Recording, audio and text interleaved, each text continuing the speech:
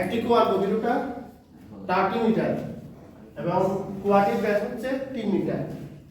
কুয়াটিকে পানি শূন্য করার জন্য 5 হর্স পাওয়ার বিশিষ্ট একটি পাম্প লাগানো হয়। কুয়াটিকে 1/3 পানি শূন্য কুয়াটি 1/3 পানি শূন্য হওয়ার পর নষ্ট হয়ে গেল। অবশিষ্ট অংশ পানি শূন্য করার জন্য 7 হর্স পাওয়ার বিশিষ্ট আরেকটি পাম্প লাগালে সেটি 2/3 খালি হওয়ার পর নষ্ট হয়ে যায়। বলা হচ্ছে প্রথম পাম্প দিয়ে যে পরিমাণ কাজ সম্পন্ন হয় সেটি বের করতে হবে। প্রথম পাম্প করতে কীট কাজ বের করো। তারপর পানির অবশিষ্ট অংশ 30 মিনিটে তোলার জন্য কত ক্ষমতার আরেকটি পাম্প লাগাতে হবে। তো প্রথমত আমাদের মেইন ঝামেলা হচ্ছে কোন জায়গায়, এল এর মান এবং এইচ এর মান, সেই জায়গায় ঝামেলা হচ্ছে।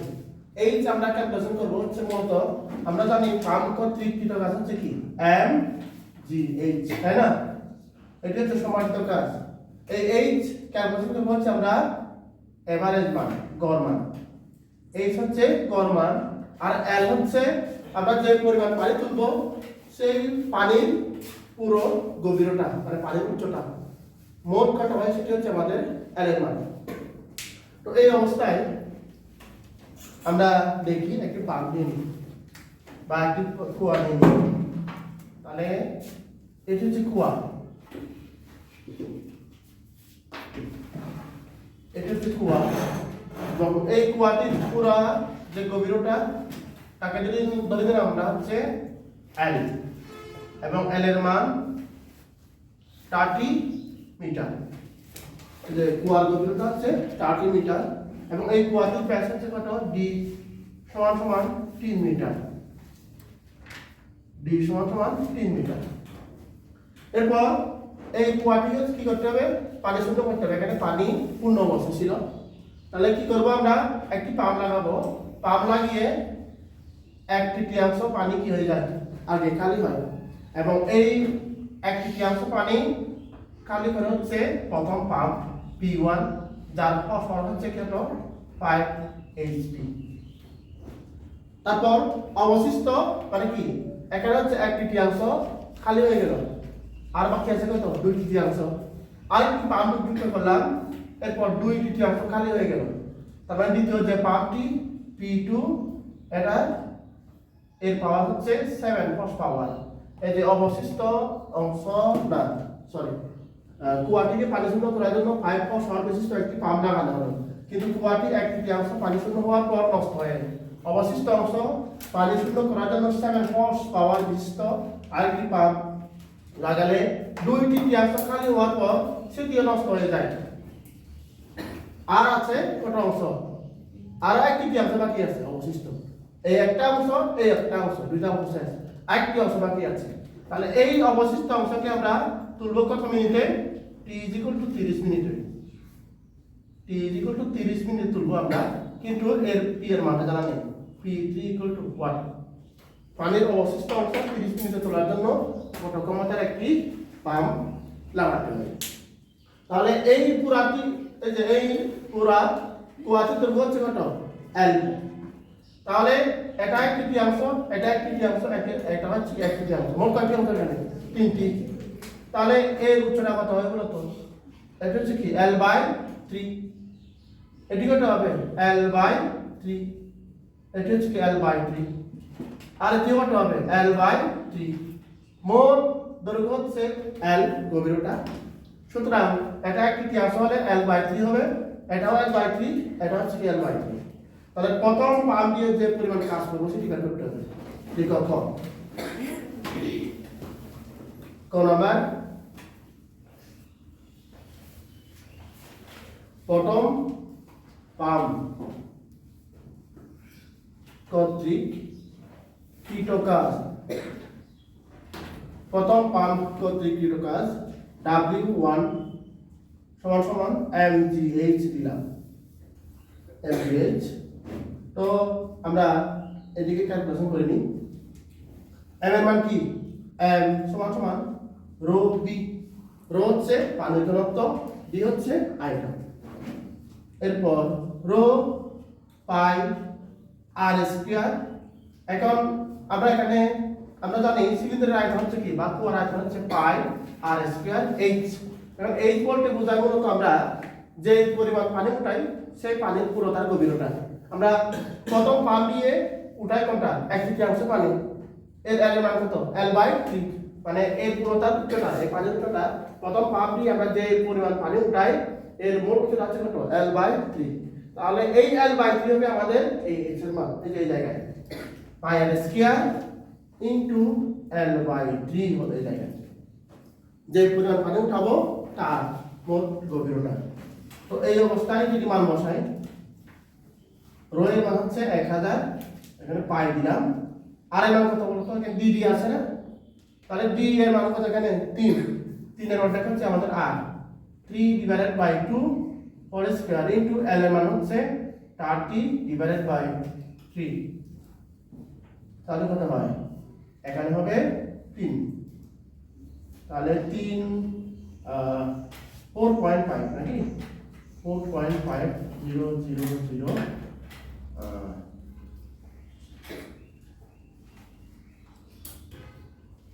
কত দিয়ে কত 45,000 নাকি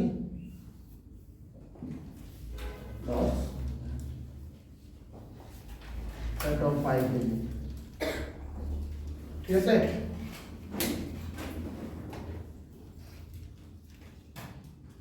না 1.5 স্কয়ার ইনটু 10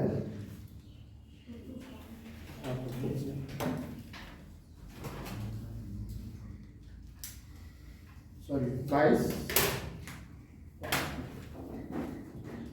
এখানে হবে 22,505 কেজি। এটা হচ্ছে পানির ভর। এবার এইচ এর মান এই জায়গায় যাবে না, দেখো এইচ এর মান কিভাবে ক্যালকুলেট করব। আমরা যে পরিমাণ পানি উঠাই তার গড় সরণ হিসাব করি। কোন পানি উঠাবো 1/3 পানি, তাহলে এই পানি যে ভর কেন্দ্র এটা কোন জায়গায় এই মাঝখানে হবে, তাহলে এই পয়েন্টটাকে আমরা এর উপরে উঠাবো। এর মোট উচ্চতা কত বলতো L/3, তাহলে এর অংশ কত হবে L/3 এর অর্ধেক হবে না, তাহলে এর h হবে L/3/3, তাহলে h হচ্ছে এখানে L/3/2, that means L/6, R L হচ্ছে 30/2 সরি 6 = 5 মিটার। এটা হচ্ছে আমাদের h এর মান বসাও, w m এর মান 22,505 ইনটু 9.85 এটা জুল, কত হয় দেখো চেক করো।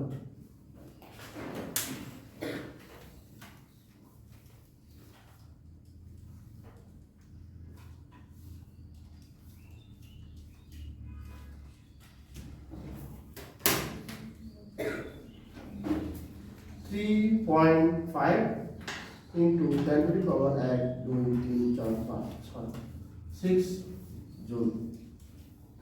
এটা হচ্ছে প্রথম পাম্প কর্তৃক কৃতকাজ।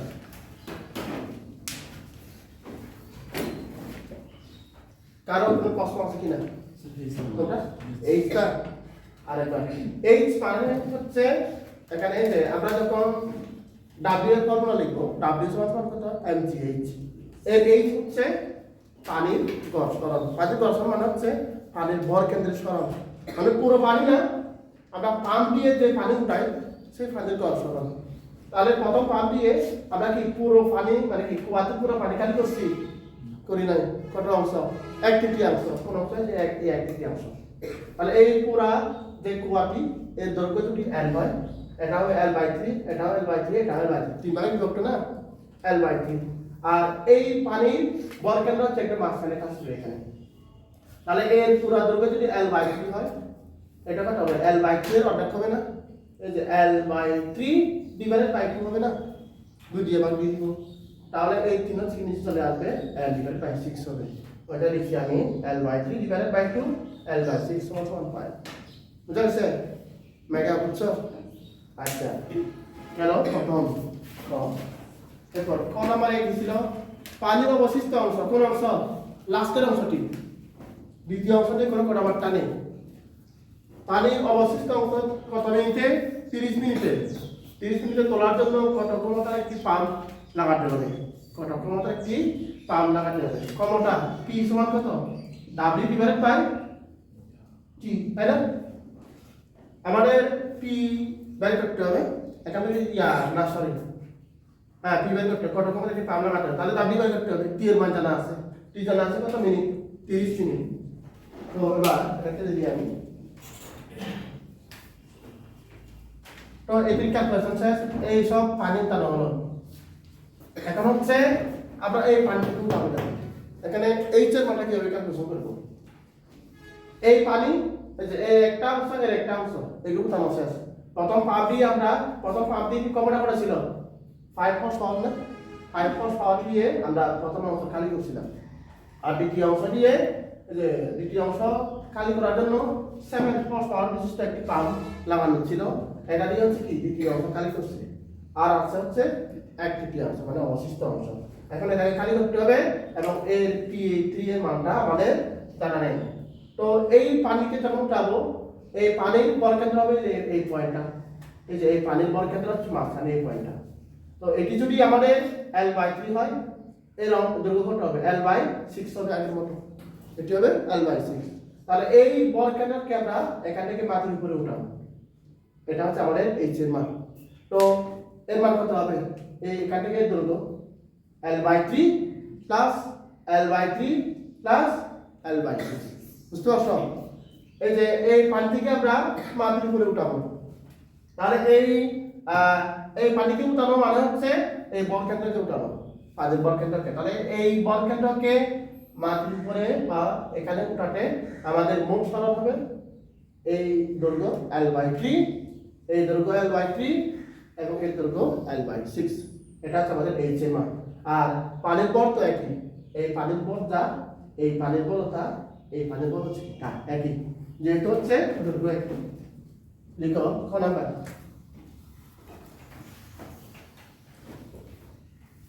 লিখো খ হতে 1/3 বিভাগের একটা অংশের কুয়ার পানির ভর, কুয়ার পানির ভর m সমান কত ছিল জানি? 2.5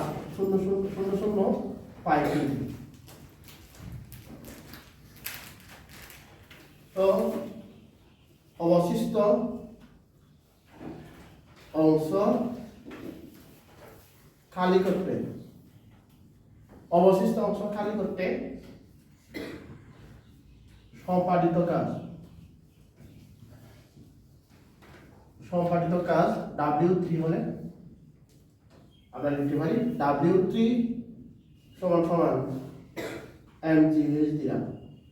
এখানে h ক্যালকুলেশন করব, h নিয়ে জানলা হচ্ছে তোমাদের h সমান সমান কত?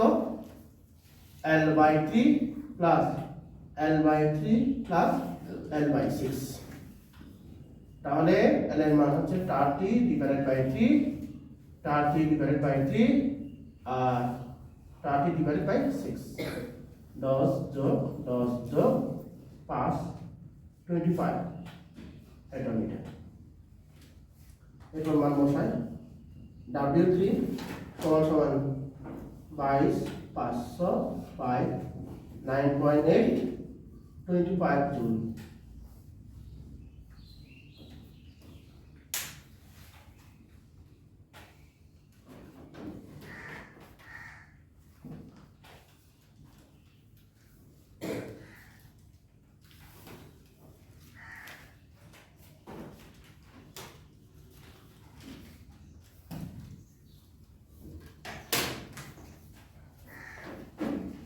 One point 73 into 10 to the power 7.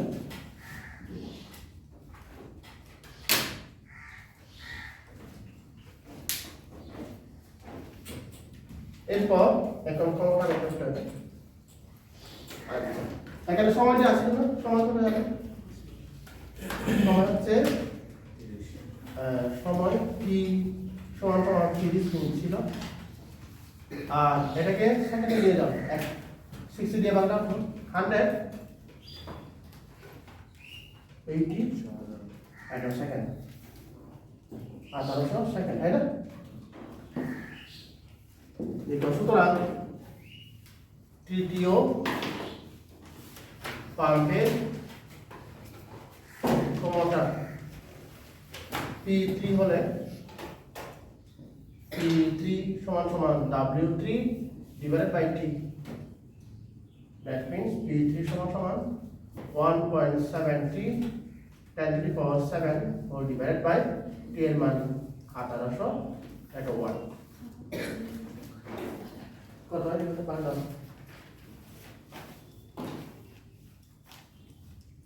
কত আসছে একটা তাকে একদম হর্স পাওয়ার নিয়ে যায়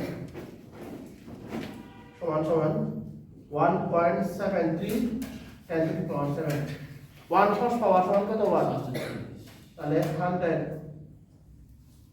1800 into 60 একটা হর্স পাওয়ার যা হবে আনসার।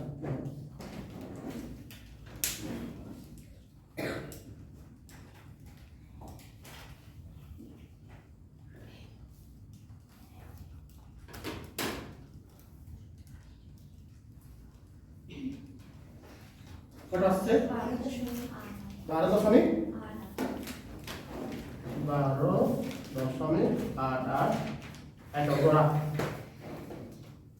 একটা হর্স পাওয়ার ক্ষমতার একটি পাম্প লাগবে।